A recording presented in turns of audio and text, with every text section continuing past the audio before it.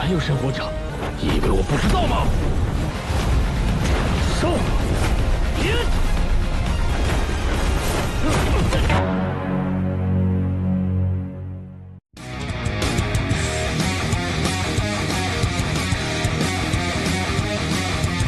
Halo guys, kembali lagi bersama Mimin di channel Nafilm.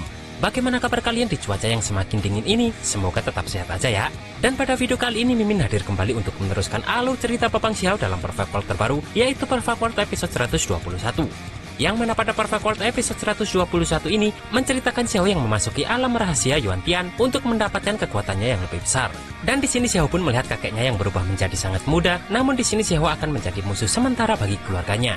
Dan seperti apa alur cerita selengkapnya? Jangan lupa pencet tombol like dulu jika kalian suka, dan kita langsung saja masuk ke alur ceritanya.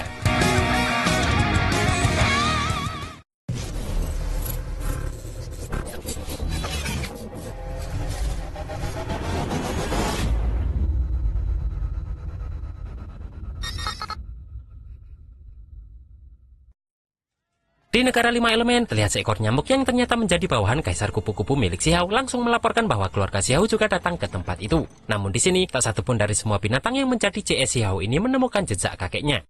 Maka dari itu, di sini Xiao memutuskan masuk ke dalam alam rahasia untuk mengakhiri semua pertanyaannya tersebut.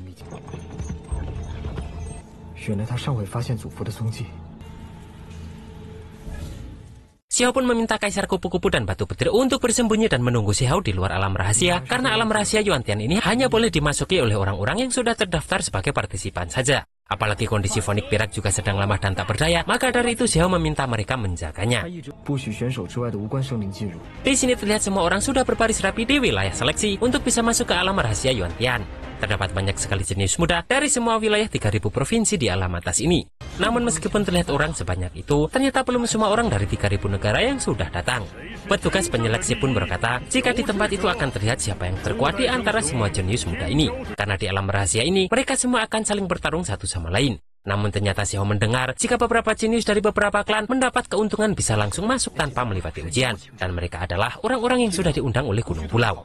Di sini pun Xiao masih bertanya-tanya apakah kakeknya sudah menerima pesan yang dia kirimkan kemarin lewat berita orang-orang. Namun Xiao sangat yakin jika kakeknya tersebut pasti tak akan melewatkan kesempatan tersebut untuk bisa melihat orang-orang yang dia sayangi.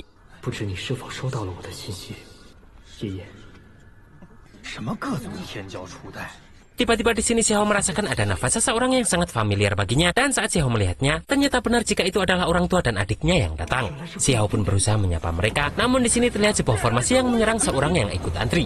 Karena ternyata orang itu sudah berusia 100 tahun, bahkan sudah menyalakan api ilahi yang mana jelas itu sudah melanggar aturan. Di sini para pengawas langsung menyingkirkan orang itu karena hanya orang di bawah ranah api ilahi saja yang boleh bersaing di pertarungan ini. Di sini Ibu Xiao merasa tak adil karena ternyata Dewa Surgawi atau yang sering dipanggil Heavenly Deity sudah membolehkan salah seorang dari sebuah faksi besar yang sudah menyalakan api ilahinya untuk masuk. Dan jelas saja itu akan sangat berbahaya bagi para jenius muda yang ikut berpartisipasi. Namun Jin Hao tahu jika para praktisi Divine Flame dari faksi besar tersebut dibolehkan masuk bertujuan untuk mengikuti dan melindungi para murid mereka. Dan Jin Hao meminta ibunya agar dia tak khawatir tentang nasib Jin Hao.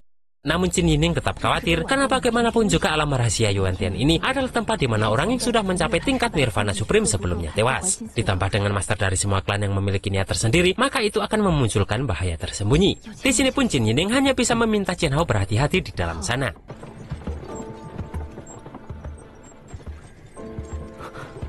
Jin Hao pun berjanji akan melakukan yang terbaik untuk bisa memenangkan pertarungan, karena dia tahu hanya beberapa faksi besar saja yang memenuhi syarat untuk mengirim beberapa praktisi Divine Flame. Dan terlebih lagi, di dalam sana ada peluang tanpa batas yang harus Jin Hao dapatkan.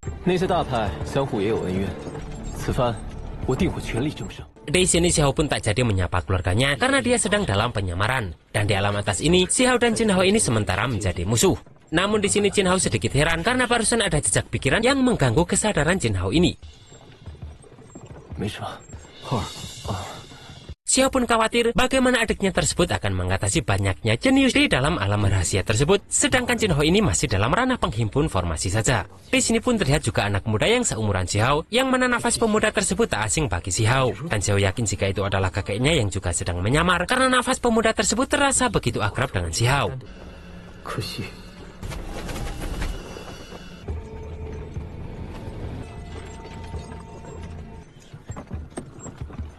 这不是让你送死吗？ Di sini pun, Xiao langsung bergegas memasuki tempat ujian tersebut. 是爷爷。 Setelah sampai di dalam, Xiao pun melihat kekacauan yang terjadi di sana dan dia merasakan ruang di situ sangat berbeda dengan di luar. Bahkan nafas pemuda tadi pun kini sudah menghilang begitu saja. Karena ini adalah tempat ujian untuk menentukan lulus atau tidaknya orang yang ingin masuk ke dalam alam rahasia Yuantian ini. Dan ternyata Xiao dan kakeknya tersebut dikirim ke tempat yang berbeda-beda. Karena kakeknya tadi berada di kelompok 18, sedangkan Xiao berada di kelompok 19. Dan dari 10.000 orang di kelompok 18 yang memasuki ujian, hanya 5 orang saja yang lulus dan berhasil masuk termasuk kakek Xiao. Sedangkan dari 10.000 orang di kelompok 19, hanya 4 orang yang lulus ujian termasuk Xiao. 看来是这法身内的空间以外界道，让千金的气息消失。通过考验者5人。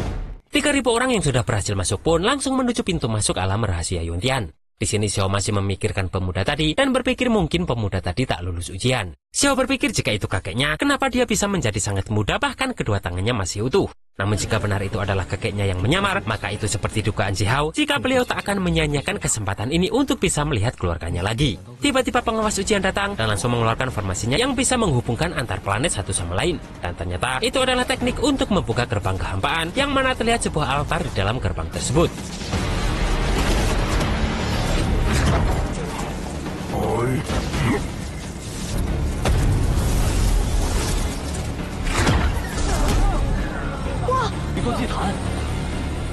Saat semua orang berusaha masuk, tiba-tiba di sini muncul sebuah penghalang dan muncullah 5 orang dari faksi besar yang mendapatkan golden ticket untuk bisa masuk tanpa ujian. Di antaranya adalah Peri Yuechan dan Peri Tianhu.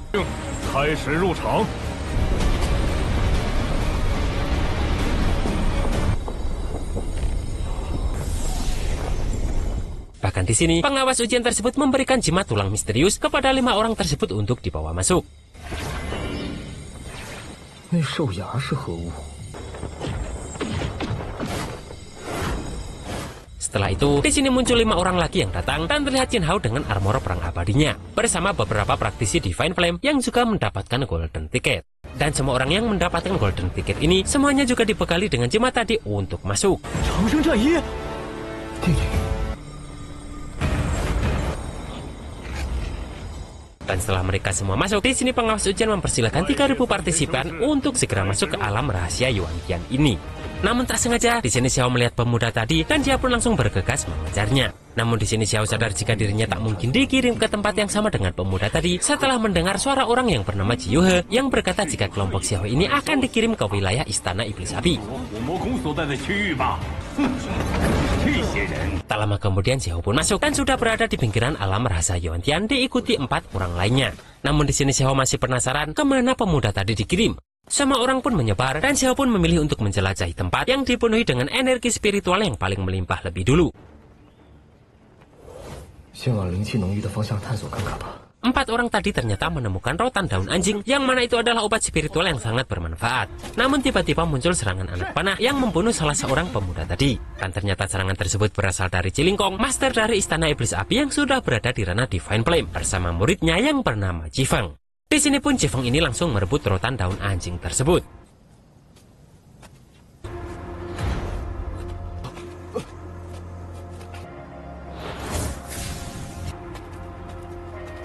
Dan di sini teman-teman orang tadi protes karena hanya menginginkan obat mujarab saja. Istana Api Iblis ini harus sampai membunuh pemuda tadi. Namun Jifeng menjawab jika dalam radius 100 mil, semua tempat sudah ditutupi dengan formasi Istana Iblis Apinya. Dan semua hal yang ada di dalamnya adalah milik Istana Iblis Api. Di sini Cilingkong langsung pergi dan Jifeng ini mengajak ketiga pemuda tadi untuk ikut bersamanya.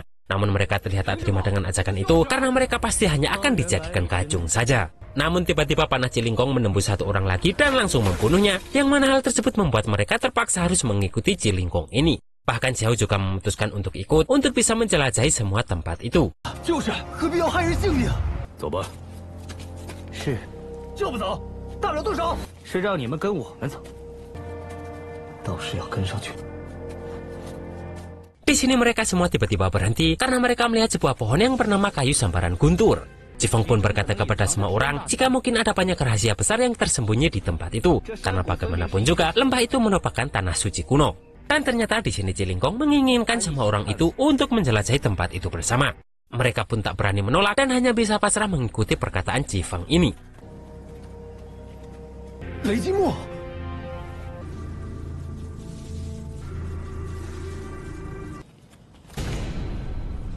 好眼力。 Di sini mereka semua kembali berhenti karena Cilingkong ini melihat sebuah larangan di depan mereka. Dan ternyata maksud Cifeng dan Cilingkong mengajak mereka semua adalah untuk memeriksa semua bahaya yang akan menjadi penghalang bagi dua orang istana iblis api ini. Di sini mereka semua menolak, namun Cilingkong kembali mengancam mereka dengan panah apinya yang membuat mereka terpaksa harus mengikuti perkataannya. Bahkan di sini pun Cilingkong ini memberikan rute yang harus diikuti orang tadi, yang mana itu bertujuan untuk mencari langkah yang tepat menuju kayu sambaran guntur tadi.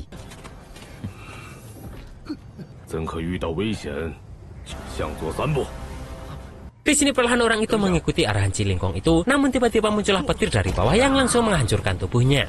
Melihat itu, di sini Cilingkong menyuruh orang selanjutnya untuk kembali meneruskan langkah yang tepat. Namun karena ketakutan, seorang pemuda tadi berusaha kabur. Namun tiba-tiba dari atas pun terlihat petir langsung menyambar pemuda tersebut dan langsung membunuhnya.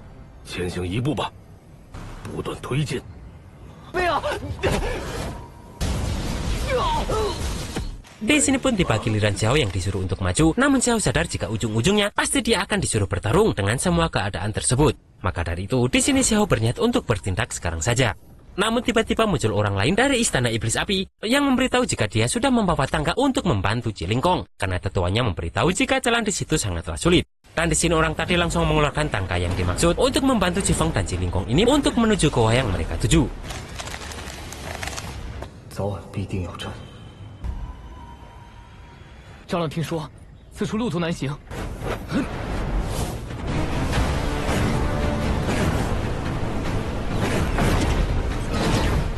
Di sini Cilingkong langsung menyerang Xiao karena dia tahu jika Xiao tadi berniat memberontak. Dan setelah itu dia pun langsung meninggalkan Xiao sendirian, sementara Cilingkong menyuruh orang tadi untuk menjaga pintu masuk gua.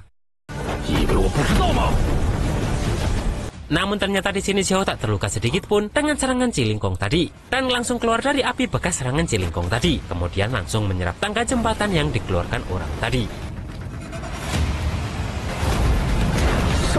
Di sini orang itu langsung berusaha menghentikan Xiao, namun Xiao tak tinggal diam begitu saja dan pertarungan pun terjadi.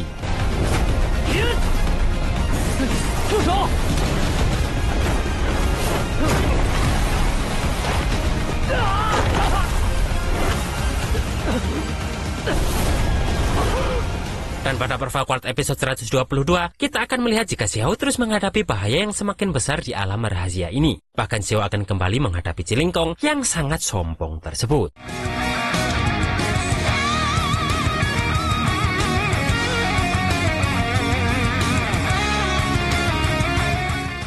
Dan itulah guys alur cerita Pervaquart episode 121 ini. Tumben nih adegan gelut-gelut episode ini sangat sedikit. Tapi tenang aja ya, karena di episode minggu depan, adegan gelut-gelut akan terjadi sangat sering ya guys ya. Dan seperti apa pertarungan Xiao untuk bisa menjadi dewa tertinggi, kita tunggu saja di Pervaquart episode 122 minggu depan.